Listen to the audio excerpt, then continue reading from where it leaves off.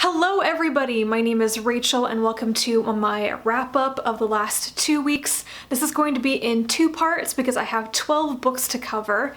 So this part 1 is going to be the 5 books I read before Booktubeathon, and then part 2, and of course a separate video, will be my Booktubeathon wrap-up. No dilly-dallying this time because I want to get through these pretty quickly. First, we have my reread of Harry Potter and the Prisoner of Azkaban. Of the first 4 books that I have reread so far this year, The Prisoner of Azkaban is definitely my favorite. I think it is the perfect length. It's not overly long. It doesn't have an overabundance of subplots, but the story feels more complex and darker than the first 2 books, and there are so many things introduced in this book that I love. Lupin and Sirius are both introduced and they're some of my favorite characters. I think I'm gonna like Sirius a lot more this time. I don't remember really paying attention to him when I read the series for the first time, and unlike a lot of people, I don't remember being horribly upset when he died, but this time I think I'm going to feel a lot more. I just really enjoyed his character and Lupin's character more in this reread, and I just overall like the darker tone that the series is now getting into. Things start to feel really serious and complicated.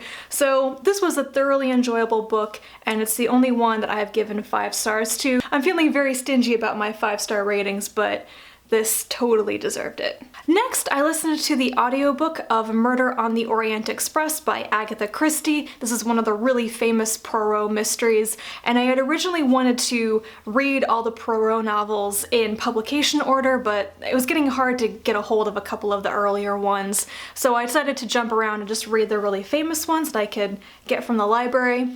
Surprisingly enough, I have never been spoiled for the ending of Murder on the Orient Express. I have known the title, and of course you can guess that it's gonna be Poirot on a train interviewing people after somebody dies. It's literally the plot. An American man named Ratchet is murdered in his room on the train. In the middle of the night, the train is stuck on the tracks in deep snow, and Poirot has to figure out who on the train would have had motive to kill this man, which is complicated because this man, Ratchet, is was actually tried and possibly acquitted and then escaped from the US for the kidnapping and murder of an American tycoon's baby. This is definitely inspired by the Lindbergh baby kidnapping, which actually happened 2 years before the book was published. However, I thought this was actually a pretty predictable storyline, even though I didn't guess the ending.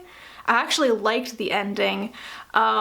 But funnily enough, another book that I read this week that I'm going to talk about here, the Lord Darcy collection, has a story in it that riffs on Murder on the Orient Express and points out a flaw in the end of this, and I can't stop thinking about it now, and I can't really tell you what it is because I would totally give away the ending.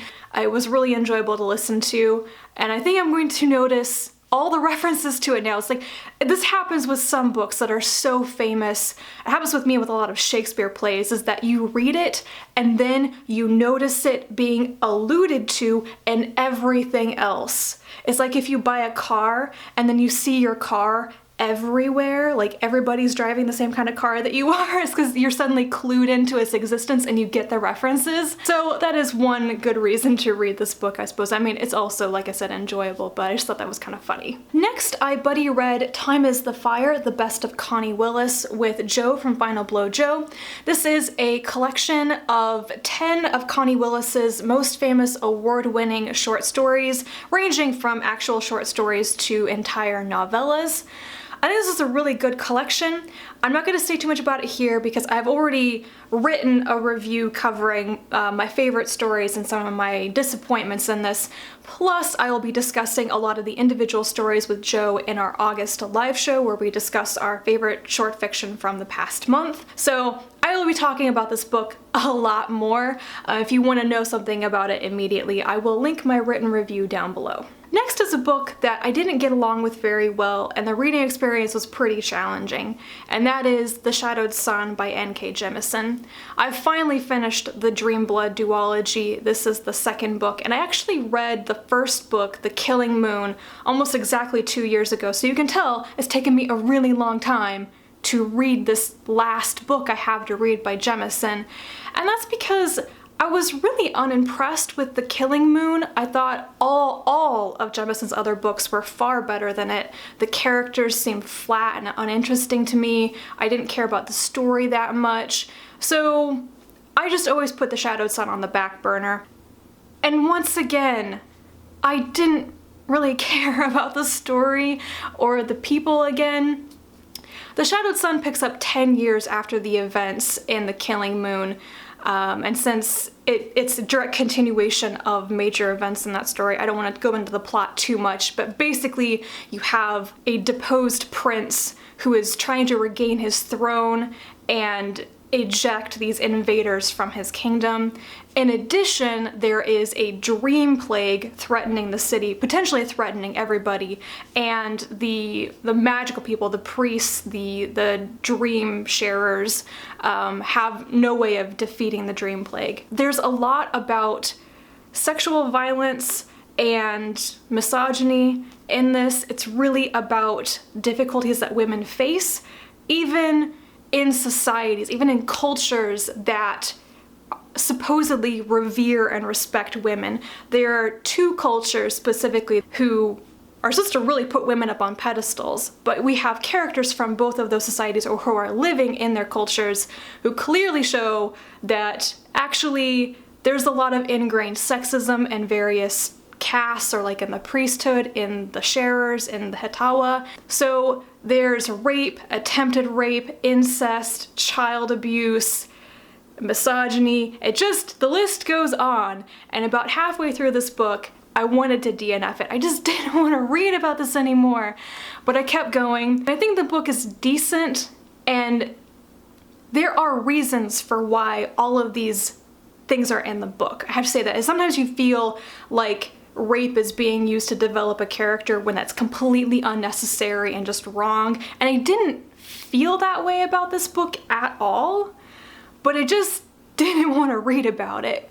And on top of that, I dislike some of these characters so much. Particularly, I do not like Wanahoman, who is the prince. I didn't like him in the first book, and I didn't like him in this book, and I found his relationship with Hanani to be completely unpalatable. I just thought that was no. All different types of no. The one good thing about the Dreamblood books is that the magic system is really interesting. I think I have a particular soft spot for magic worked in dreams and in dreamlike worlds and spaces in between and everything. That's really cool. And the idea of the gatherers and the sharers and everything really appeals to me. The Egyptian-inspired setting and history also really gets to me. It's so cool. But the characters and the plots of both of these books do nothing for me, unfortunately. And the final thing I have to talk about is Lord Darcy by Randall Garrett. This is a complete collection of all of the Lord Darcy stories, including a novel that Garrett wrote in the 60s and 70s. And I had never heard about this character, this series, or this author until I stumbled upon the Fantasy Masterworks edition and said, that looks cool. A lot of people were really excited about this book when I first mentioned it because it has a forensic sorcerer in it. And I have to say, the way that magic sorcery is used in place of science and the character of Sean O'Loughlin, who is the forensic sorcerer, are probably my favorite things about these stories.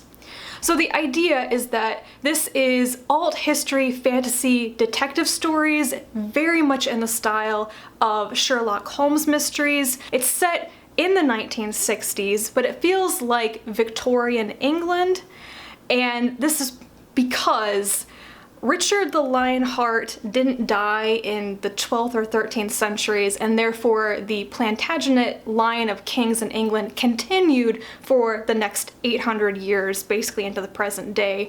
And then the rules, the laws of magic were discovered rather than science. Magic really is a direct substitution for science in all of this, and it also means that a lot of inventions and scientific discoveries that we take for granted have not been invented. Most of the mysteries are closed room or locked room mysteries where you have a dead body in a room and supposedly nobody could have gotten in or out, and you had to figure out how somebody had access to the person, as well as how they killed them. A lot of the stories, the mysteries, are a bit repetitive in how they're set up, especially in the first half. They get better as you go along, except for the last story, which is actually almost like a flashback story to many decades prior, and I thought that story was completely useless. But everything else is pretty decent.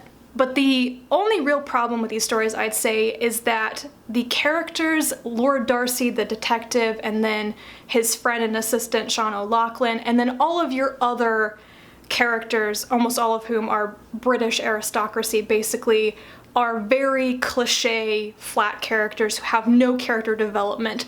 The stories are not about people, they are about murders and figuring out the clues. The writing is also not the best. It's very workmanlike prose, it's very simple.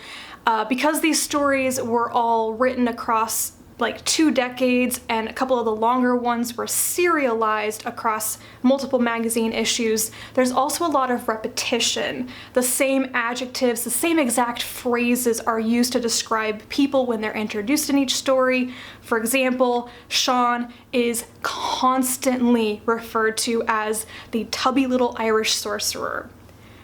It drove me a little bit nuts, because that was the one thing that I just like, could you use a different adjective than tubby? Do you have to keep telling me he's Irish every other sentence?